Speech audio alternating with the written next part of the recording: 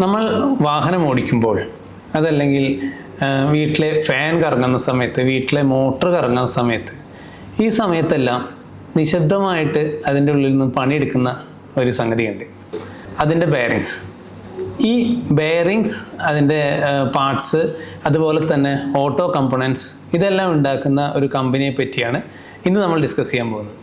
Rolex rings company basically Gujarat based ആയിട്ടൊരു കമ്പനിയാണ്.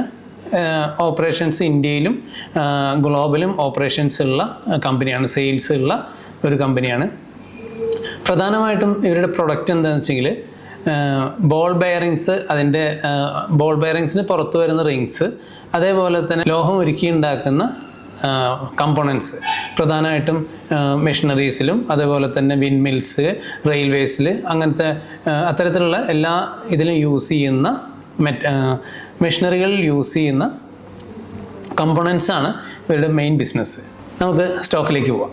Rolex rings ഇന്ത്യയിലെ തന്നെ ടോപ്പ് 5 ഫോർജിങ് കമ്പനികളിൽ ഒന്നാണ്. ഇതിൻ്റെ ബിസിനസ് വന്നിട്ട് 54% ഓട്ടോ കമ്പോണൻസ് എന്നുള്ള ബിസിനസ്സാണ്. അതേപോലെ തന്നെ ബെയറിംഗ് റിങ്സിൽ നിന്നും 46% ആണ് ഈ കമ്പനി റവന്യൂ ജനറേറ്റ് ചെയ്യുന്നത്. അതായത് ഇന്ത്യയിൽ മാത്രമല്ല, നമുക്ക് ഇതിൻ്റെ ഒരു ഇത് നോക്കുകയാണെങ്കിൽ, ക്ലയൻറ്റ് ബേസ് അല്ലെങ്കിൽ സെയിൽസ് നോക്കുകയാണെങ്കിൽ, എക്സ്പോർട്സിൽ നിന്നും 49%, ഡൊമസ്റ്റിക്കിൽ നിന്നും 51% കമ്പനി റവന്യൂ വരുന്നത്. നമുക്ക് അറിയാം, ഇപ്പോൾ എന്തായാലും ഇന്ത്യയിലൊരു ഇഷ്യൂ, ഒരു കമ്പനി ഇന്ത്യയിൽ മാത്രം ഡൊമസ്റ്റിക്കായിട്ട് മാത്രം ഓപ്പറേറ്റ് ചെയ്യുകയാണെങ്കിൽ അതിന് ഇന്ത്യയിൽ ഗ്രോത്ത് ഉണ്ടെങ്കിൽ കമ്പനി നല്ല രീതിയിൽ പോകും. പക്ഷേ അതിന് ഗ്ലോബൽ പ്രസൻസ് ഉണ്ടാകുമ്പോൾ ഗുണം എന്താണെന്ന് വെച്ചെങ്കിൽ, നമ്മൾ ഒരു മാർക്കറ്റ് നമുക്ക് വിഷയം വന്നു എങ്കിൽ നമുക്ക് അടുത്ത മാർക്കറ്റിൽ നിന്ന് പിടിക്കാം എന്നുള്ളൊരു ഇതുണ്ട്. അപ്പോൾ ആ ഒരു അവസ്ഥയിൽ നോക്കുകയാണെങ്കിൽ റോളക്സ് റിങ്സിനെ പറ്റി പറയുകയാണെങ്കിൽ, ഇതിന് ഇന്ത്യയിൽ നിന്നുള്ള ബിസിനസ് ഉണ്ട്, അതേപോലെ തന്നെ യൂറോപ്പിൽ നിന്നും അമേരിക്കയിൽ നിന്നും എല്ലാം ഉള്ള ബിസിനസ് ഉണ്ട്. അപ്പോൾ കഴിഞ്ഞ കുറച്ച് നാളുകളായി താരിഫിൻ്റെ ഇഷ്യൂ എല്ലാം ഉള്ളതുകൊണ്ട് അമേരിക്കയിൽ നിന്നുള്ള ബിസിനസ്സിൽ ചെറിയ വ്യത്യാസങ്ങളിൽ വന്നിട്ടുണ്ട്, കുറച്ച് ഡിപ്പ് വന്നിട്ടുണ്ട്. അത് അവർ യൂറോപ്യൻ ബിസിനസ്സിൽ നിന്നും അവർ മേക്കപ്പ് ചെയ്ത് കൊണ്ടുവരുന്നുണ്ട്. ഇനി ഈ കമ്പനിയുടെ റവന്യൂ സ്പ്ലിറ്റ് നോക്കുകയാണെങ്കിൽ, പാസഞ്ചർ വെഹിക്കിൾസിൽ നിന്നും 46% ആണ് റവന്യൂ വരുന്നത്. അതേപോലെ ഇൻഡസ്ട്രിയൽ സെഗ്മെൻറ്റിൽ നിന്നും 18%, അതുപോലെ തന്നെ കൊമേഴ്ഷ്യൽ വെഹിക്കിൾസിൽ നിന്നും 27%, പിന്നെ ഹൈബ്രിഡ് വെഹിക്കിൾസ് 9%. അങ്ങനെയാണ് ഈ കമ്പനിയുടെ ഒരു റവന്യൂ സ്പ്ലിറ്റ് വരുന്നത്. കമ്പനിക്ക് രാജ്കോട്ട്, ഗുജറാത്തിലെ രാജ്കോട്ടിൽ ഒരു 3 പ്ലാന്റ് ഉണ്ട്. അവിടെ നിന്നാണ് പ്രധാനമായിട്ടും ഓപ്പറേഷൻസ് എല്ലാം നടത്തുന്നത്. പിന്നെ കമ്പനി അതിൻ്റെ ഒരു പ്രത്യേകത എന്താണെന്ന് വെച്ചെങ്കിൽ, ഈ കമ്പനി അതിൻ്റെ പ്രൊഡക്ഷന് ആവശ്യമായ 90% ഉള്ള എനർജി നീഡ്സും കമ്പനി സ്വന്തമായിട്ട് അവരുടെ റിന്യൂവബിൾ എനർജി സോഴ്സസിൽ നിന്നാണ് ഉണ്ടാക്കുന്നത്. അപ്പോൾ അത് യഥാർത്ഥത്തിൽ ഒരു വലിയൊരു കോസ്റ്റ് റിഡക്ഷൻ വേണമെങ്കിൽ കമ്പനിക്ക് ഇതിൽ നിന്നും ഉണ്ടാവുന്നുണ്ട്. കമ്പനിയുടെ ഫിനാൻഷ്യൽസിലേക്കും മറ്റു ഡീറ്റെയിൽസിലേക്കും പോവുകയാണെങ്കിൽ, കമ്പനി ഇപ്പോൾ ട്രേഡ് ചെയ്തുകൊണ്ടിരിക്കും 129-30 റേഞ്ചിലാണ്. ഇന്നിപ്പോൾ 5%, ഓൾമോസ്റ്റ് 5% അപ്പാണ്. കമ്പനി 3509 കോടിയാണ് കറണ്ട് മാർക്കറ്റ് ക്യാപിറ്റലൈസേഷൻ, ഇപ്പോഴത്തെ മാർക്കറ്റ് ക്യാപിറ്റലൈസേഷൻ ഉള്ളത്. PE വാല്യുവേഷൻ നോക്കുകയാണെങ്കിൽ 19% ആണ്. അപ്പോൾ അതിൻ്റെ ഇൻഡസ്ട്രി PE എല്ലാമായിട്ട് കമ്പയർ ചെയ്യുകയാണെന്ന് വെച്ചെങ്കിൽ, കമ്പനി വളരെ 29 ആണ് അതിൻ്റെ ഇൻഡസ്ട്രി PE. അതുമായി കമ്പയർ ചെയ്യുന്ന സമയത്ത് 19 വളരെ ഫേവറബിൾ ആയിട്ടുള്ളൊരു PE ആണ്.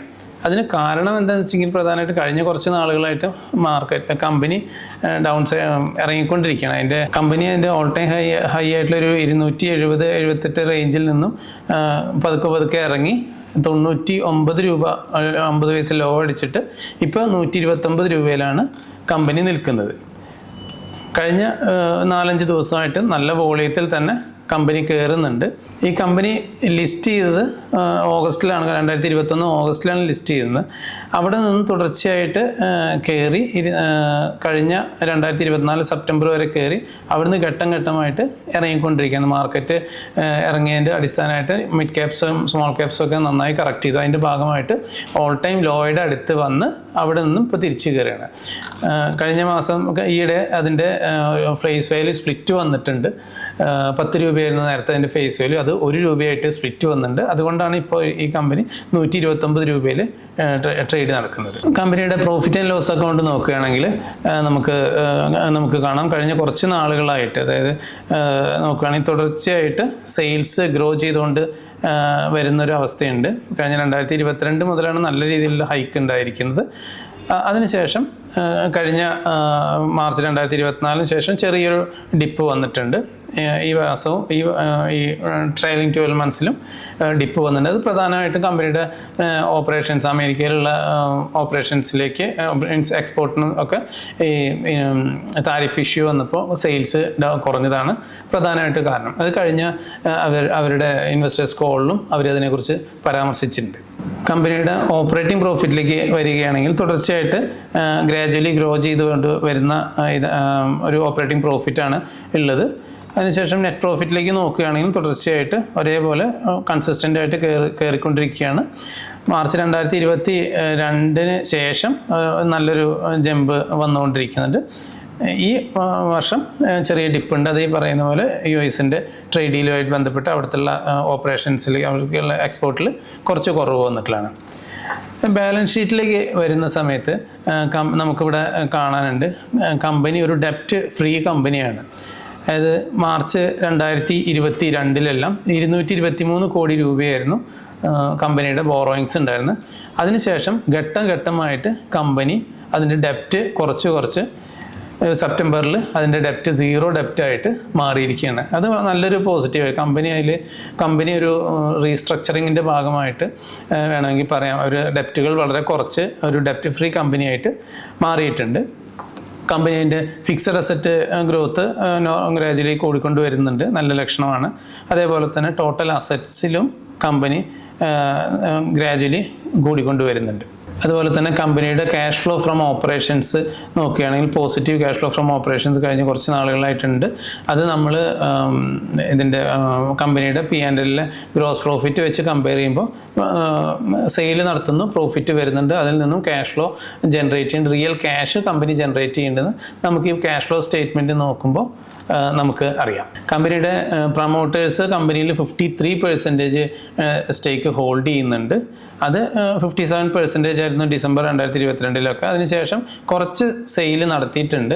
പക്ഷേ ഒരു പോസിറ്റീവായിട്ടുള്ളൊരു കാര്യം എന്താണെന്ന് വെച്ചെങ്കിൽ കഴിഞ്ഞ മാർക്കറ്റ് ഇപ്പോൾ കമ്പനി അതിൻ്റെ കഴിഞ്ഞ കുറച്ച് നാളുകളായിട്ട് ഇറങ്ങി കമ്പനിയുടെ ലിസ്റ്റിങ്ങിന് ശേഷം വന്നിട്ടുള്ളൊരു ലോയുടെ അടുത്തേക്ക് വന്നിട്ട് അവിടെ നിന്നും ഒരു റീബൗണ്ട് വിത്ത് ഹൈ വോളിയത്തിൽ ഇവിടെ വന്നിട്ടുണ്ട്. പ്രധാനമായിട്ടും നമ്മൾ ഇതിൻ്റെ ഇൻസൈഡർ ട്രേഡിംഗ് നോക്കുന്ന സമയത്ത് പ്രൊമോട്ടേഴ്സ് കഴിഞ്ഞ ദിവസങ്ങളിലായിട്ട് ഒരു പ്രൊമോട്ടർ ബൈയിങ് നമുക്കിവിടെ കാണാൻ പറ്റും. കമ്പനിയുടെ ഇതിൽ പ്രധാനമായിട്ട് 9-ാം തീയതി പ്രൊമോട്ടർ ബൈയിങ് ഇവിടെ നടന്നിട്ടുണ്ട്. അപ്പോൾ അതിൻ്റെ ഭാഗമായിട്ടാണ് ഇത്രയും വോളിയം സ്പൈക്ക് ഇവിടെ വന്നിരിക്കുന്നത്. ടെക്നിക്കൽസിലേക്ക് വരികയാണെങ്കിൽ കമ്പനി 280 നിലവാരത്തിൽ നിന്നും പതുക്കെ താഴ്ന്ന് 99 രൂപ 50 പൈസയിലെത്തി അവിടെ നിന്നും റീബൗണ്ട് വന്നിരിക്കുകയാണ്. ആ ഒരു ഡൗൺവേർഡ് ട്രെൻഡ് ലൈനിനെ അതല്ലെങ്കിൽ ഒരു ഫാളിംഗ് വെഡ്ജ് പാറ്റേൺ എന്നൊക്കെ വേണമെങ്കിൽ പറയാം, അതിന് ഇന്നത്തെ ട്രേഡിങ്ങോടുകൂടി ഇത് ബ്രേക്ക് ഔട്ടിലേക്ക് വന്നിരിക്കുകയാണ്. ഏകദേശം ഈ റേഞ്ചിൽ സസ്റ്റെയിൻ ചെയ്യുകയാണെങ്കിൽ കമ്പനി ഈ ലെവലിൽ നിന്ന് മുകളിലേക്ക് പോകാനുള്ള സാധ്യതകൾ കാണുന്നുണ്ട്. എന്നാൽ ഇപ്പോൾ ബ്രേക്ക് ഔട്ടിൻ്റെ ലെവലിൽ നിൽക്കുകയാണ്. അപ്പോൾ ചിലപ്പോൾ ഇവിടെ നിന്നൊരു ജസ്റ്റ് ഒന്ന് താഴേക്ക് വന്നാൽ തന്നെയും കമ്പനിക്ക് ഇപ്പോൾ ഈ 129 രൂപ റേഞ്ചിൽ നിന്ന് താഴേക്ക് വരികയാണെങ്കിൽ 115 രൂപയിലും അതേപോലെ തന്നെ 110 രൂപയിലൊക്കെ സപ്പോർട്ടിനുള്ള സാധ്യതകൾ കാണുന്നുണ്ട്. കഴിഞ്ഞ ഒരു 4-5 ദിവസമായിട്ട് തുടർച്ചയായിട്ട് കയറിയതുകൊണ്ടാണ് ഒരു പുൾ ബാക്ക് വേണമെങ്കിൽ ഉണ്ടാവാം. അപ്പോൾ ഘട്ടം ഘട്ടമായിട്ട് ഇൻവെസ്റ്റ് ചെയ്യുമ്പോൾ ഘട്ടം ഘട്ടമായിട്ട് ചെയ്യുന്നതാണ് നല്ലത്. പ്രത്യേകിച്ചും ലോങ് ടേമിലേക്കെല്ലാം ഇൻവെസ്റ്റ്മെൻറ്റ് നടത്തുന്ന സമയത്ത് ഒരു ഒറ്റയടിക്ക് ബൈ ചെയ്യുന്നതിന് പകരം ആദ്യം ഒരു പാർഷ്യൽ ബൈ 40% പാർഷ്യൽ ബൈ നടത്തി പിന്നെ 2 തവണയായിട്ട് ബൈയിങ് നടത്തുന്നതാണ് നല്ലത്. ഇതൊരു ലോങ് ടേം പിക്കായിട്ടാണ് യഥാർത്ഥത്തിൽ ഇത് പറയുന്നത്. അതുകൊണ്ട് തന്നെ ഫുൾ എമൗണ്ട് ഒരുമിച്ച് ഇൻവെസ്റ്റ് ചെയ്യുന്നതിന് പകരം ഘട്ടം ഘട്ടമായിട്ട് ഇൻവെസ്റ്റ് ചെയ്യുന്നതാണ് നല്ലത്. ഇപ്പോൾ ഇതിൻ്റെ ടാർഗറ്റൊക്കെ നമുക്ക് പറയുകയാണെങ്കിൽ ഫസ്റ്റ് ലെവലിൽ ഇപ്പോൾ 130 ലെവലിൽ നിന്ന് ഫസ്റ്റ് ടാർഗറ്റായിട്ട് നമുക്ക് വേണമെങ്കിൽ 160 ലെവലും സെക്കൻഡ് ടാർഗറ്റായിട്ട് ഒരു 180 ലെവൽസും വരെ ഈ കമ്പനി പോകാനുള്ള സാധ്യതകളുണ്ട്. ഡിസ്ക്ലെയിമർ: ഓഹരി വിപണിയിലെ നിക്ഷേപങ്ങൾ നഷ്ടസാധ്യതകൾക്ക് കൂടി വിധേയമാണ്. തീരുമാനങ്ങൾ എടുക്കുന്നതിന് മുമ്പ് സ്വന്തമായി പഠിച്ചതിന് ശേഷം മാത്രം ഇൻവെസ്റ്റ് ചെയ്യുക.